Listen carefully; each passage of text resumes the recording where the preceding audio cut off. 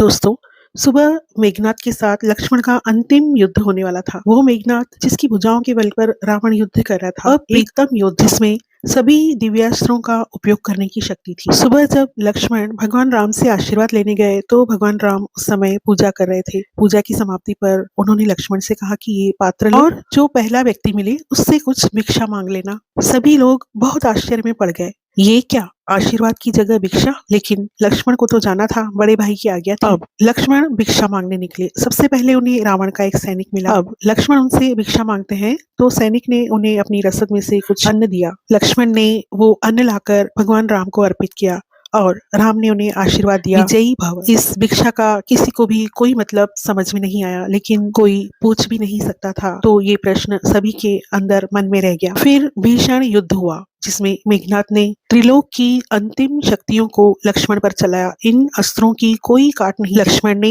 सिर झुकाकर इन अस्त्रों को प्रणाम किया। सभी अस्त्र उन्हें आशीर्वाद देकर चले गए। इसके बाद लक्ष्मण ने राम का ध्यान करके मेघनाद पर बाण चलाया। मेघनाद जोर जोर से हंसने लगा, लेकिन देखते ही देखते उसका सर कटकर जमीन पर गिर पड़ा। अब उसी दिन संध्या काल में जब भगवान राम शिव की आराधना कर रहे थे, तो जो प्रश्न सभी के मन में रह गया था, हनुमान जी ने हाथ जोड़कर प्रभु से वो प्रश्न, इस भिक्षा का मर्म क्या है? तब भगवान राम मुस्कुराए और उन्होंने कहा कि मैं जानता था मेघनाद युद्ध जीतने के लिए हर तरह के दिव्यास्त्रों का प्रयोग करेगा। इन शक्तियों के सामने सिर्फ और सिर्फ विनम्रता ही काम कर सकती थी। लक्ष्मण अत्यंत क्रोधित स्वभाव का है और युद्ध को क्रोध से नहीं, विवेक से जीता जाता है। इसलिए सुबह मैंने लक्ष्मण को झुकना बताया। एक वीर शक्तिशाली व्यक्ति जब भिक्षा मांगेगा तो उसमें विनम्रता तो आएगी ही। और लक्ष्मण ने मेरे नाम से मेघनाद पर बाण चलाया था।